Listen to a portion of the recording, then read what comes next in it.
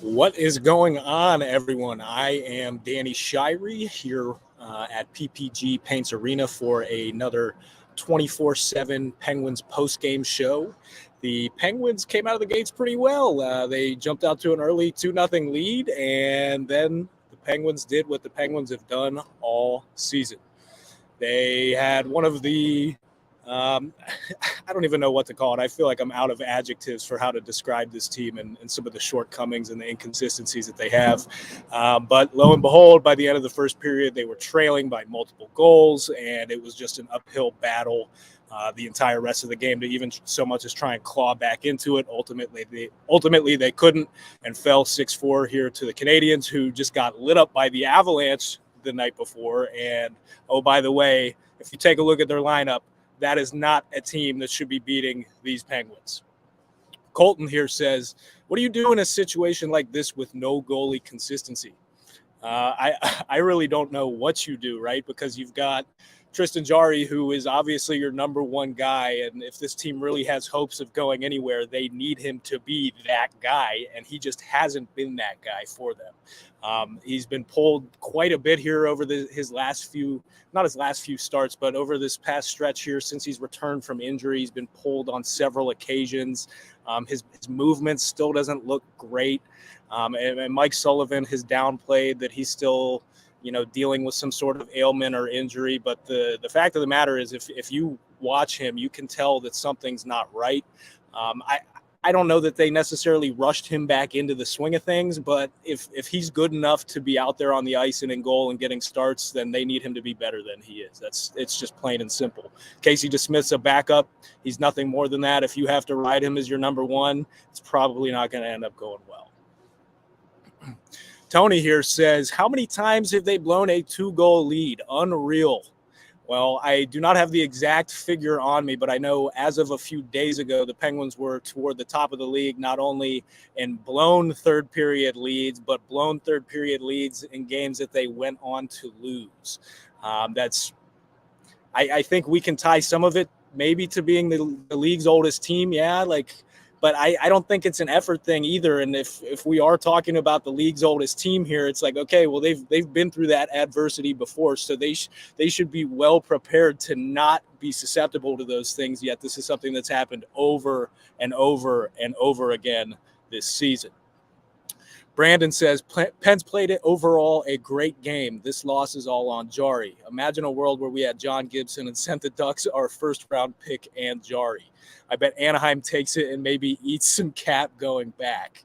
I don't know that this loss is all on Jarry, and Mike Sullivan even talked about it after the game. It's like if you're looking just from a larger scope here, the Penguins dominated in terms of shots, chances, expected goals, whatever it may be, but you look – some of the looks that they gave up in the first period were so high quality for the Canadiens that it doesn't really matter, right? So, yes, Jarry, he needs to come up with a save at some point. Like, I believe he gave up 4 goals on 7 shots in the first period or something like that. So they need better from that. But when you've got Brian Dumoulin and Jeff Petrie doing what they were doing in transition defense tonight, specifically in that first period, it's not one or the other. This is not a black and white situation.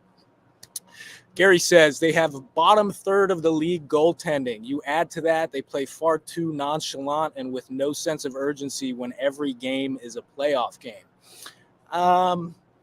Yes, every game is a playoff game. Yes, they need to be banking points, and they're certainly not in a situation where they should have performances or lapses like they did in that first period. I don't know that it's that dire. I don't know. I struggle with it too because they just went on that 7-1-1 stretch after we'd all been complaining forever. They showed us that they were able to put together a good string of games there, even though it was against, not the greatest teams in the world. I think the larger issue here is that it just keeps happening at the worst possible times. Sean says, speaking on the goaltending in general, how many times have the Pens lost when scoring 4+ goals? That is a good question. I would have to imagine it's at least a handful, if not more. You look back at some of these games that they have lost, it's like they either go up by multiple goals early and let other teams claw back in it, and then they just trade chance for chance the rest of the game, or the inverse of that happens where they put up a bunch of goals because they have to fight back, but while they're fighting back, they're also giving up more goals. So I would have to imagine that figure is pretty high. Mike says, goaltending is absolute garbage, and Sullivan doesn't have the guts to bench Jeff Carter at all. Well, I can't believe we made it this far without bringing up Jeff Carter. But Jeff Carter did get benched tonight. He was on the ice. Actually, he, Dumoulin, and Petrie were on the ice for 3 goals against in that first period. All of them were at 5-on-5. Second period, Carter only had 3 shifts. 3 shifts during the second period. Third period rolls around. He gets 1 shift, and the Canadiens score again. He sits the rest of the period, and then he's out there when the Penguins are trying to find the equalizer in the final minutes. It made absolutely no sense whatsoever. Koken asks, how's Ruda? If Ruda is out, we are going to be in big trouble. Him and Kulikov are our 2 big net front presences. So if you're just tuning in, didn't catch the game during the third period, Jan Ruda took a pretty light shot from the point off the inside of his knee. He went down in pain, had to be helped off the ice, had to be escorted down the tunnel.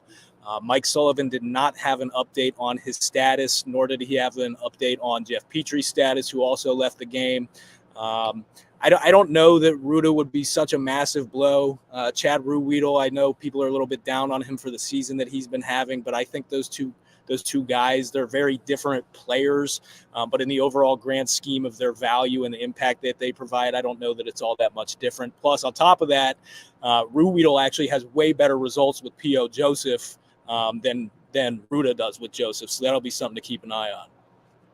DK Pittsburgh Sports says 13 losses after a third period lead, just helping out from afar. The president of the Jeff Carter fan club.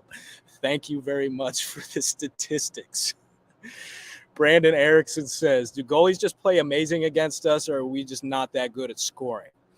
I think there's a couple of factors there.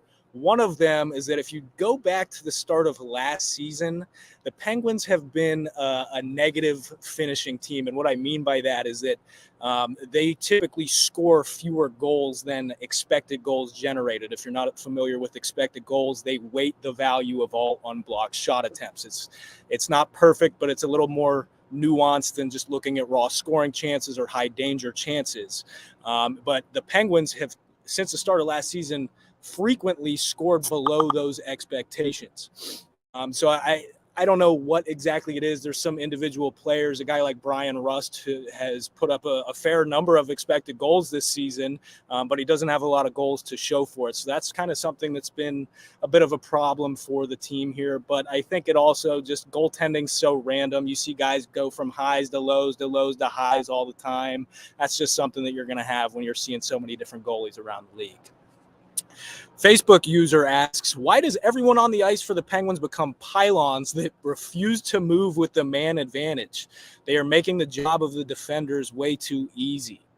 If I'm understanding this correctly, this is talking about the Penguins power play, and I thought the Penguins power play was very, very good tonight. They did get the capitalized goal from Evgeny Malkin early in the game. As the game went on, they had a couple other chances that they didn't convert on, but I thought they had some pretty good zone time. They were willing to hunt pucks down. They kind of mucked up the Canadiens trying to clear the zone, and they had some looks. So I don't know that there's a whole lot there with that for tonight's game. Daniel Neal says, on a positive note, 7-2-1 in the last 10 for what it is worth.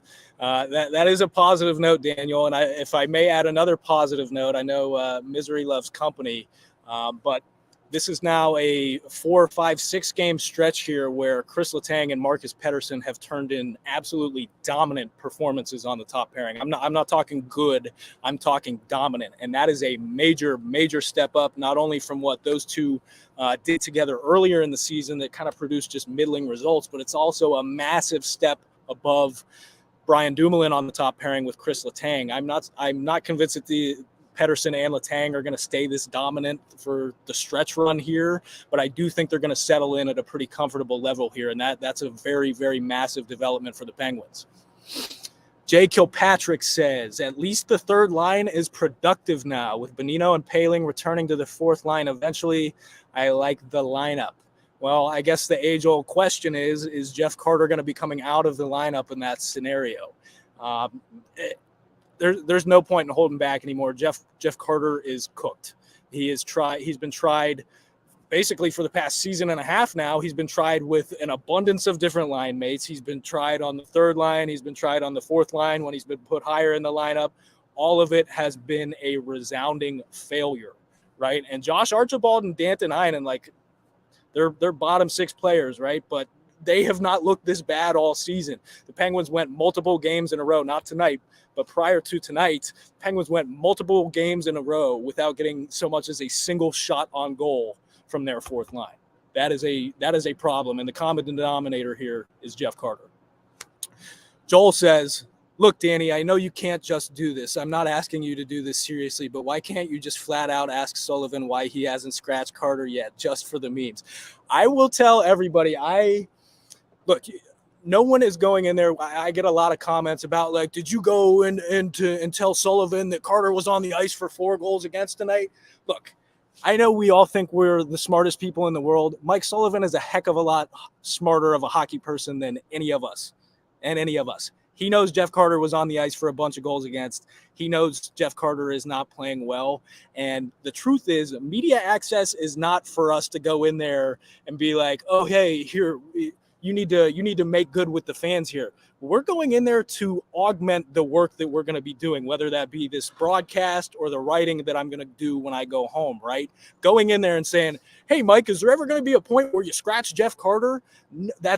There's no point in doing that because it doesn't augment the work that I'm doing. It's going to piss Sullivan off, and there's nothing to gain from it. Dwayne says, wasn't able to watch. How did the crowd react to the first period? Well, the Penguins, they received some boos on their way off the ice after the first period, so I think that tells you all you need to know. Koken's got another one here. He says, is the veteran experience making them feel too comfortable?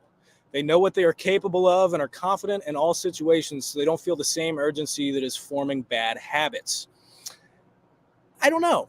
It's at least fair to ponder that, right? Back in 2017, that team, it just never felt like they were out of any game, no matter what the score was, right? And that was because they were so confident in themselves at that time that they knew that they could work their way back into those games. Well, I have to believe that confidence level, even though this group is entirely different and the players that are still here from that original group are gone, that confidence is still dripping down. So there might be something there. But again, I don't know that it was so much an issue here tonight, other than, like, look, we're talking about a handful of players here that are dragging this operation down. David says, as a GM at the trade deadline, how do you not place the highest priority at goaltender? Injury history and inconsistent backup play not enough of an urgency? I'm one of the few people, and trust me, I'm not the biggest fan in the world of the Jarry to Smith tandem either. But you look at the Penguins' situation going into this season, they didn't have any cap space, right? And what are you going to do? You could have moved on from Jarry, but then you got to go find another number one who's probably going to cost significantly more than he does, and there's no guarantee that he would have turned in better results. And I know everybody's down on Casey DeSmith. He's been very, very inconsistent, but his highs have been super high. His lows have been super low. But if you look and compare him to the rest of the backup goaltenders around the league, if you swapped him for any random backup on most teams, you'd be wishing you had the Smith back in quick order. And again, that's fully acknowledging that he has been too inconsistent this season and that his lows have been too low. But if you compare his cap hit, which I believe is $1.8 million for another season after this one, you're not going to get an upgrade over him at a better price than that on the open market. Gary asks, who would you start in goal on Thursday night?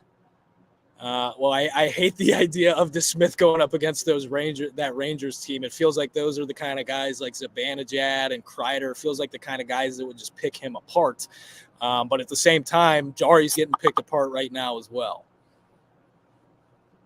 We'll take a couple more here. We've got Joel saying, I know DK subtweeted it, but did you happen to catch Jesse Marshall's tweet about Jeff Carter's D-zone coverage on the third Montreal goal? If so, what do you make of it? Jesse's a good buddy. I did not see his breakdown or his tweet of the D-zone coverage. If you want to provide a little further insight there, I can maybe speak a little further on that. Gary's got another one and says, I think Sully has to start Jarry Thursday night and pray he finds his game. If he keeps him on the bench for DeSmith, it can't help Jarry's confidence. I'm with you there, Gary. Like I said earlier in the show, they don't want to get to a point where Jarry's confidence is in the tank, or there's any sort of question about who this team's number one is, because if they're going to go anywhere this season, it has to be with Jarry in goal, and it has to be with good Jarry. A couple more. Daniel says, is the Dragon getting more confident offensively playing with Tanger?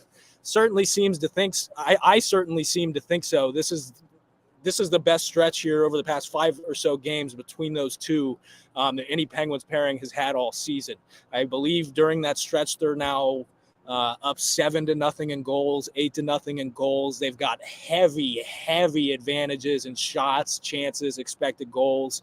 And we saw even tonight, I'm one of those people that's been saying for a while that Pettersson, even though he doesn't put up a ton of points, he can impact the offense and the generation quite positively if he's deployed in the right manner. And he's definitely feeling that confidence this season. And that's why, even though, like I said, he doesn't have a lot of points, he has made a pretty big impact on the Penguins' ability to generate chances. Alex said, I don't know who asked about the Pens' record when scoring 4 or more goals. Penguins are 24-6-0. That is tied for the 6th most losses in the league. Yep, so that sounds about right there. See if we got any more. No, I think I'm getting the go-ahead that we have taken enough. I appreciate everyone tuning in to another episode of Penguins 24/7. If you're new here, we do these no matter who's covering for us at DK Pittsburgh Sports. We do these after every game. We hope you join us next time.